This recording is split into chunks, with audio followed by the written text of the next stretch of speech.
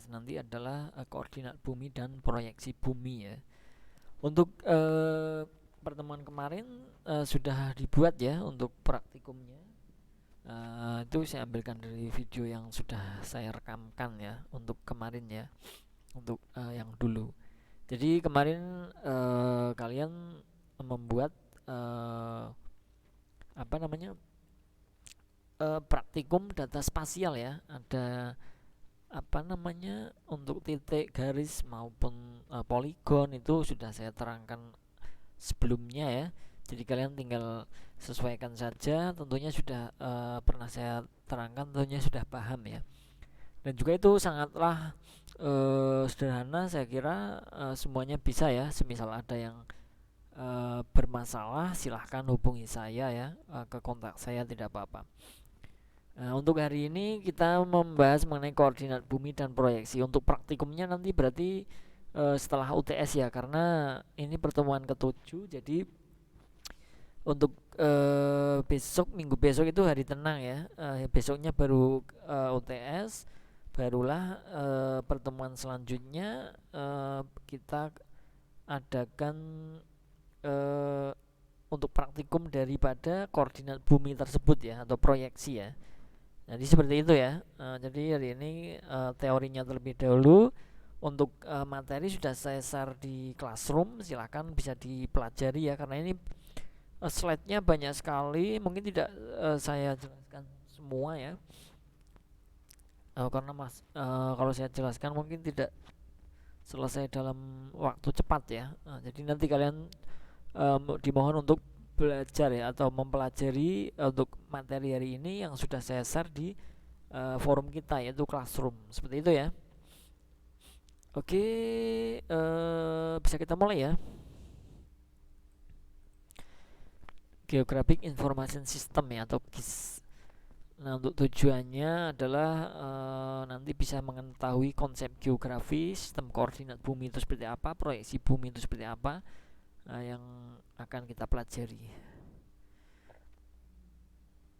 Perlu kita ketahui geografi dulu ya. Geografis ya, atau geografi merupakan studi yang mempelajari fenomena geosfer, hidrosfer air atau litosfer batuan, kemudian atmosfer udara, biosfer adalah lapisan luar, dan atmosfer manusia ya, antroposfer ya, yang berupa alam dan manusia, dan keterkaitan keduanya di permukaan bumi. Jadi mungkin untuk yang pada waktu kalian ada di SMA itu tentunya bagi yang IPS mungkin ya, ini sudah paham tentunya mengenai geografi ya. Ini dasarnya seperti itu untuk geografi seperti ini. Ada yang mengatakan geografi berasal dari geo atau bumi, dan graphin itu adalah mencitra. Nah, ungkapan itu pertama kali dihasil oleh Eratosthenes yang mengemukakan kata geografika. Nah, kata itu berakar dari geo bumi dan grafika lukisan atau tulisan. Jadi kata geografika dalam bahasa Yunani berarti lukisan tentang bumi atau tulisan tentang bumi, seperti halnya peta ya. Jadi kita memang lebih cenderung condong ke peta ya, peta bumi. Nah, itu yang sebenarnya yang kita pelajari untuk saat ini. Ada beberapa paham pendapat ya, maaf, di sini ya, ada yang mengatakan geografi adalah ilmu pengetahuan yang mencitra, menerangkan sifat bumi, menganalisis gejala alam dan penduduk, serta mempelajari corak khas mengenai kehidupan, dan berusaha mencari fungsi dari unsur bumi dan ruang waktu. Jadi ini seperti yang sudah saya jelaskan pada awal ya, ada yang kita membuat citra ya, citra itu kemudian untuk sifat bumi itu seperti apa, kemudian membuat pemetaan penduduk misalkan, ataupun tanah seperti apa yang cocok untuk ini itu. Nah, itu yang sudah saya terangkan pada awal. Intinya seperti itu ya. Memang kalau kita kaji mungkin dari beberapa pendapat itu memang kita paham tentunya ya. Oh, ini ternyata seperti ini. Nah, seperti itu. Nah, konsep esensial geografi sendiri merupakan pengertian menunjuk pada sesuatu ya. Jadi konsep esensial suatu bidang ilmu merupakan pengertian-pengertian untuk mengungkapkan dan menggambarkan corak abstrak fenomena. Ini adalah untuk dasarnya. Mungkin kita langsung saja ya ke pengenalan bumi ya. Karena yang kita bahas memang kita sebenarnya untuk peta ya, peta itu sendiri adalah terutama peta bumi ya. Nah, nanti membuat peta itu seperti apa, terus kemudian peta administrasinya nanti dibuat per wilayah itu seperti apa, sama halnya yang sudah saya sampaikan pada pertemuan kemarin ya. Nah, untuk file SHP sudah saya kirim, nanti untuk file tersebut bisa kita gunakan untuk beberapa praktikum ya. Nah, bumi seperti ini ya, seperti yang kalian kenal tentunya semuanya sudah kenal ya. Nah, untuk titik pusat bumi itu ada porosnya ya. Jadi bumi berputar. Kenapa terjadi siang dan malam itu karena ada perputaran bumi. Nah, itu yang tentunya kalian ketahui ya mengenai bumi. Ini tidak perlu saya jelaskan terlalu dalam karena saya rasa sudah paham ya mengenai bumi. Utara, selatan, barat tentunya tahu. Nah, untuk imajinasi untuk garis daripada bumi tersebut bisa kalian lihat di sini. Ada Arctic Circle, Tropic of Cancer, ekuatornya, kemudian garis primeridian. Ini mungkin yang IPS paham ya. Hemisfer. Nah kita ke koordinat ya. Nah, nanti kita akan membahas mengenai koordinat sebenarnya.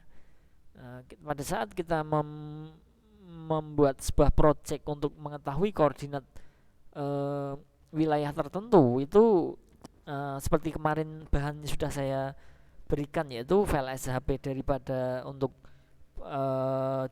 Jateng dan DIY ya. Jadi nanti bisa digunakan untuk mengenai penentuan dari koordinat juga ya, tidak hanya untuk membuat peta kemarin ya. Nah, koordinat sendiri itu apa? Sebuah sistem referensi yang digunakan untuk menunjukkan lokasi, membantu menemukan lokasi tertentu di bumi. Nah, seperti halnya pada saat kalian melihat mungkin di film-film ya, ada pilot maupun kapal yang memberikan titik koordinat pada saat terjadi emergensi dan lain sebagainya. Itu kita cukup mengirimkan koordinat tersebut, nanti akan ditemukan dengan segera oleh tim rescue-nya misalnya. Itu hanya sebuah contoh. Nah, secara teori koordinat merupakan titik pertemuan antara basis dan ordinat ya. Nah, koordinat ditentukan dengan menggunakan sistem sumbu, yakni perpotongan antara garis-garis yang tegak lurus satu sama lain. Seperti di gambar peta dunia ya, globe itu ya. Itu kan ada garis-garis lurusnya ya. Nah, di situ adalah yang dinamakan dengan koordinat. Nanti saya contohkan pada saat pempraktikan di pertemuan selanjutnya. Nah, ini untuk setiap sistem koordinat didefinisikan dalam kerangka pengukuran. Geografiknya diukur dari pusat bumi, kemudian projectednya diproyeksikan ke permukaan planar 2 dimensi ya. Kemudian unit pengukuran derajat untuk geografis, feet meter untuk projected. Jenis proyek peta untuk koordinat projected ya. Sifat lain sistem pengukuran seperti spheroid dan datum. Nah, untuk sistem koordinat terdapat 2 sistem koordinat yang ada pada bumi ya tentunya ya. Yang pertama ada geographic coordinate system GCS, untuk kemudian ada projected coordinate system atau PCS. Nah, kedua sistem koordinat ini tidak dapat digunakan secara bersamaan dalam sebuah pemetaan karena keduanya menggunakan space yang berbeda. Nah, ini tergantung yang kita buat projectnya ya, mau menggunakan GCS maupun PCS seperti itu ya.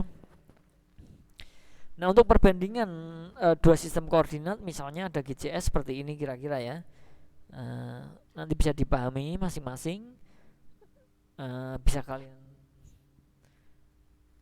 pahami per koordinat ya. Ini tuh untuk yang geographic coordinate system dulu ya, atau GCS ya.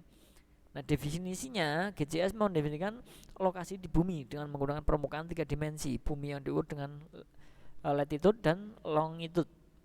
Latitude dan longitude ya. Nah, GCS dapat digunakan di seluruh wilayah bumi karena sistem koordinat ini bersifat global. Untuk GCS terdiri dari ukuran sudut, prime, meridian, dan datum. Nilai latitude dan longitude diukur dalam decimal degrees atau degrees minute second.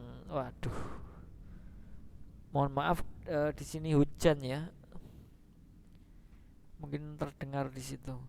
Nah, untuk pengukuran satu contohnya seperti ini untuk timur ke barat ya, 0 derajat, kemudian ekuatornya seperti ini. Ini contohnya saja. Nanti mungkin untuk lebih pahamnya saya terangkan mungkin pada saat praktiknya ya.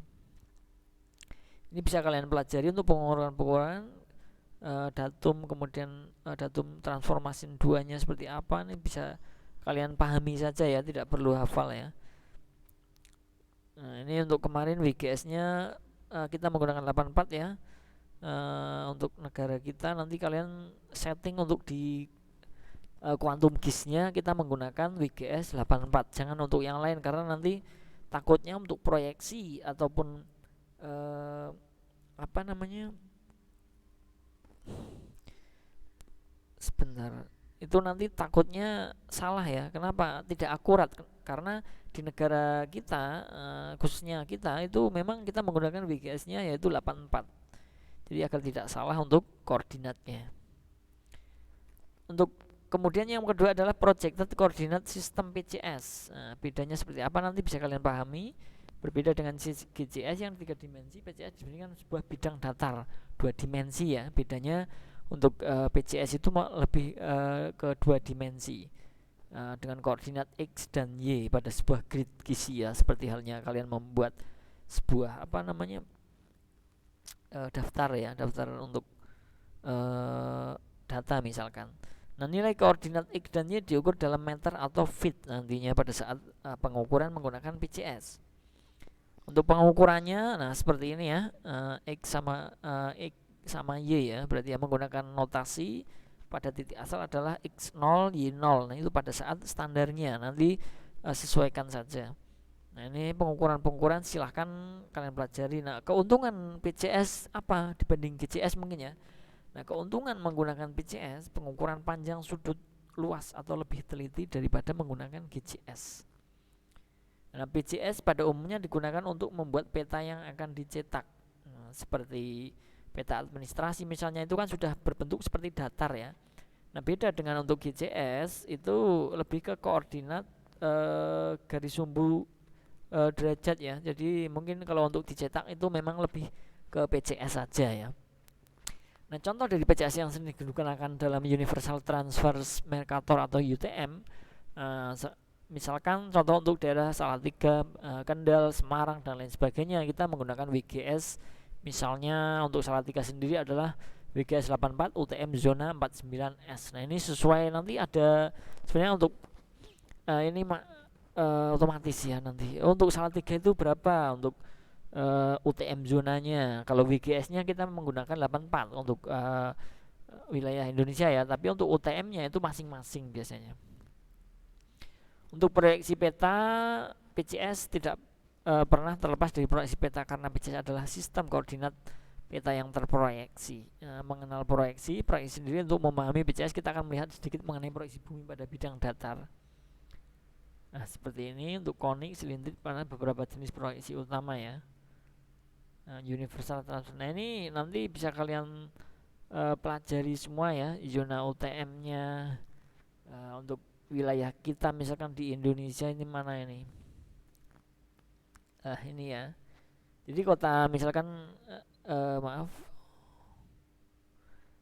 di Pulau Jawa kita di Jawa Tengah ini nanti untuk UTM-nya kita berada di mana? Misalkan kita berada di Semarang, itu mungkin untuk UTM-nya di berapa itu ada ininya sendiri ya, otomatis dengan menggunakan quantum GIS tadi.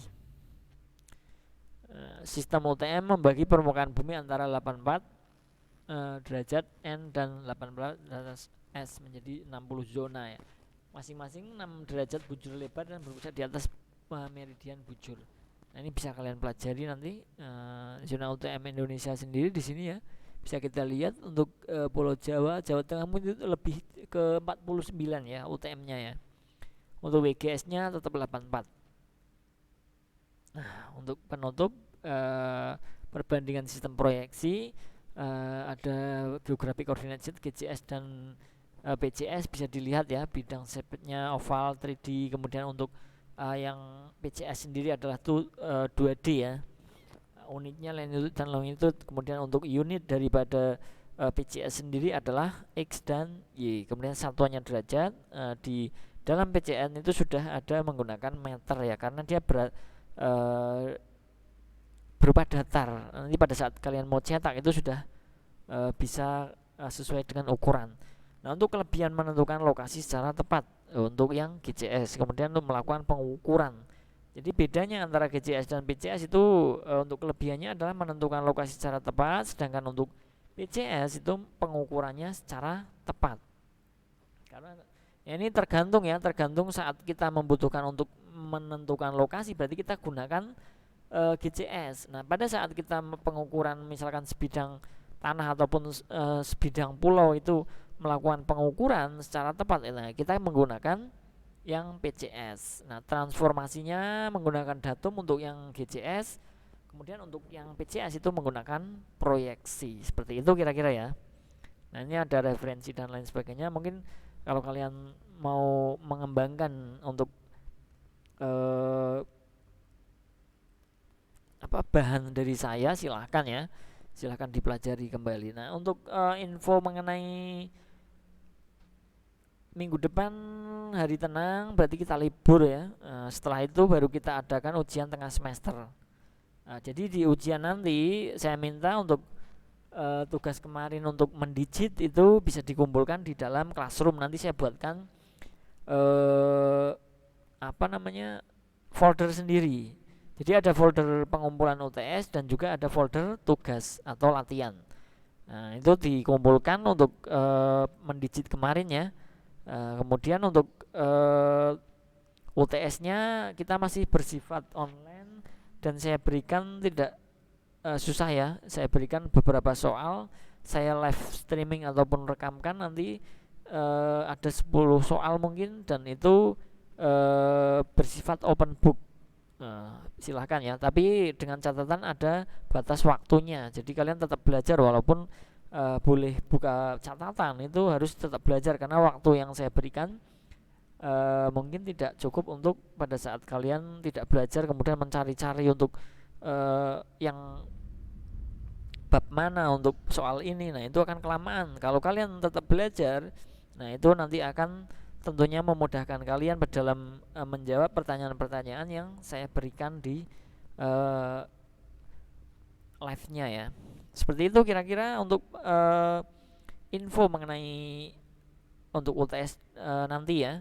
Jadi sekali lagi, hari ini adalah hari terakhir untuk sebelum UTS, berarti pertemuan ke-7.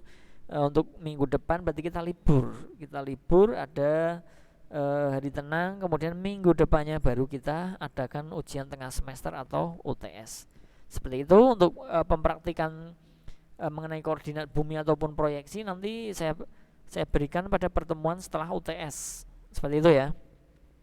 Nanti semisal ada beberapa yang kurang paham mengenai penjelasan hari ini, silahkan ditanyakan ke kontak saya langsung, boleh.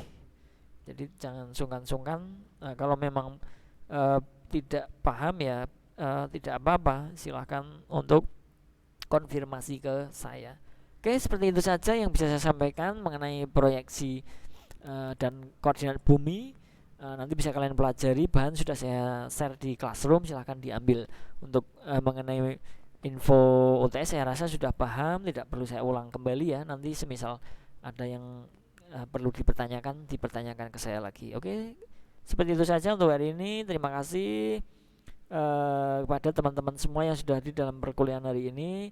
Semoga apa yang saya sampaikan bisa menambah wawasan mengenai koordinat bumi dan proyeksi ya untuk hari ini ya tentunya ya. Dan juga boleh kalian kembangkan kembali untuk bahan materi yang saya berikan, sudah saya cantumkan untuk referensinya juga. Silahkan untuk dikembangkan kalau memang penasaran mengenai hal itu. Oke, terima kasih. Saya akhiri. Wassalamualaikum warahmatullahi wabarakatuh. Salam sejahtera untuk kita semua. Selamat mencoba, selamat beraktivitas. Terima kasih.